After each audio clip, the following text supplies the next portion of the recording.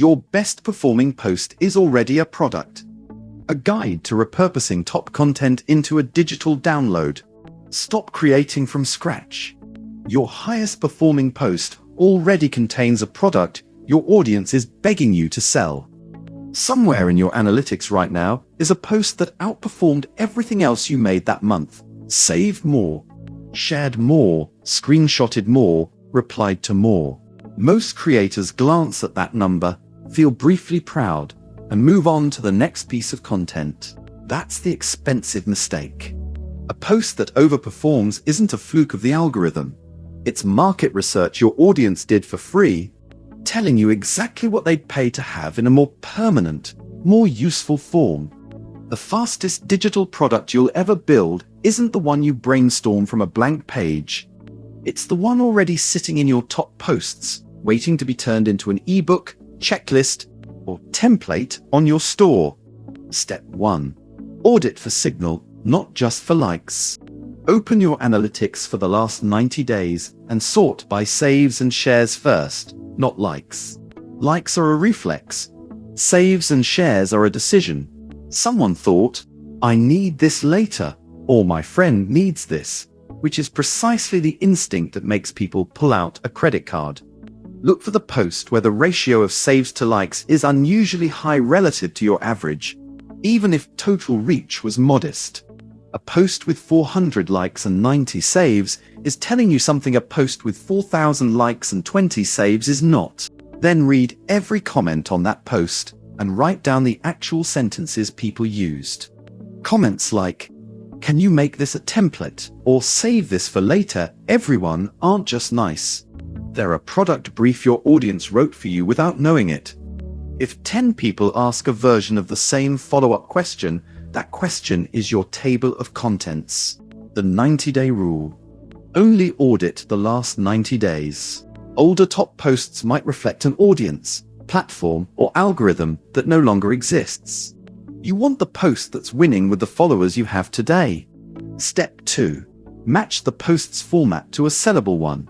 Different post formats convert into different products almost automatically. A carousel that walked through 5 steps is a checklist in disguise.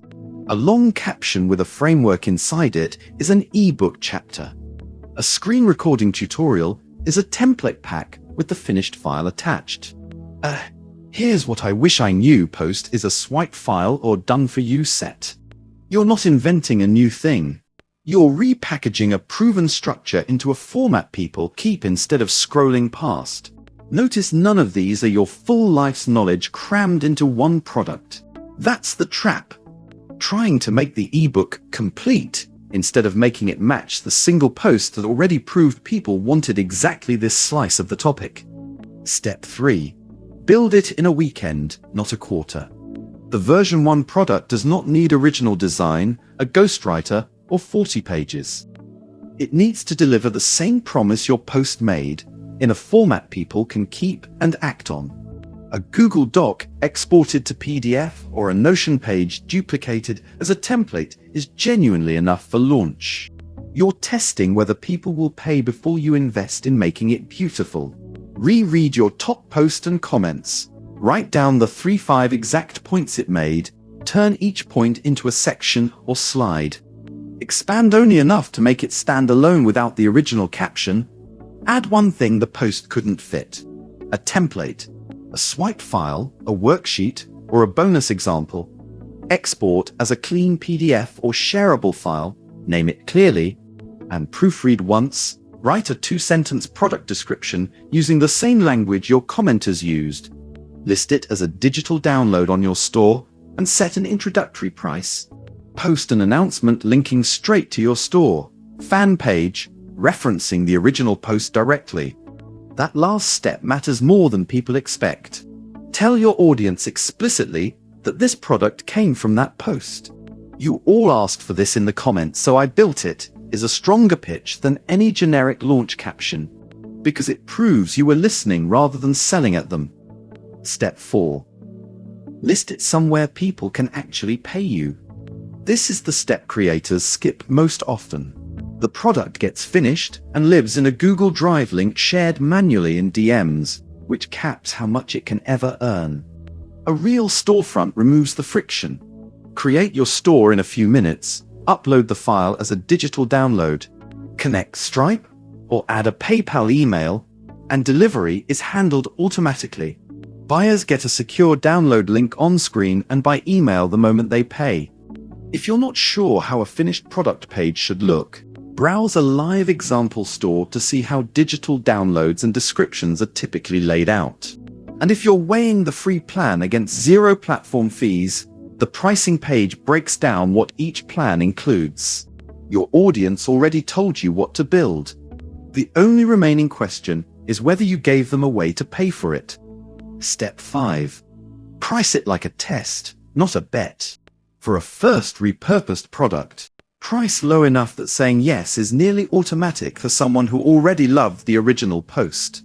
Somewhere in the $9 to $25 range for a checklist or short guide is typical for a first release. You're not trying to maximize revenue on version 1, you're proving the format converts so you can build the next, more complete product with confidence. Once you've sold your first batch, raise the price for new buyers or build the deeper version the comments were really asking for. A discount code for the first 48 hours can add real urgency without training your audience to always wait for a deal. Cap it to a named window, first weekend only, and let it expire on schedule. The built-in customer list and broadcast emails also let you notify past buyers the moment you release the fuller version. Common mistakes that quietly kill this playbook: waiting for a bigger, better idea instead of shipping the proven one first, making the product broader than the post that inspired it, diluting the exact promise people responded to, skipping the announcement post. The audience that engaged originally won't automatically notice a new listing, pricing at zero as a freebie when the engagement data clearly showed willingness to pay, sending buyers a manual file instead of an automated checkout, which caps how many people you can realistically serve. One habit worth keeping. After this first repurposed product, make it a monthly ritual. Check your top post of the month and ask, is this already a product? Before you write anything new. Over a year, that habit alone can turn a content calendar into a real product catalog. None of this requires becoming a different kind of creator. It requires treating your existing content as evidence instead of exhaust, pulling the post that already won, matching its shape to a format people can buy, and giving your audience a real place to pay you for it. For more tactics like this one, browse the blog. For now, the only thing standing between your best post and its first sale is a store to list it on. Key takeaways. Your best post already proved demand. The engagement is the market research, not a compliment comments, and saves reveal the exact product format your audience wants. List, template, walkthrough. Most high-performing posts can become a sellable product in one weekend. Not one quarter price low and specific for the first version. You're testing distribution, not building an empire. The product isn't done until it's listed somewhere buyers can actually pay you. Start your creator store free at store.fan.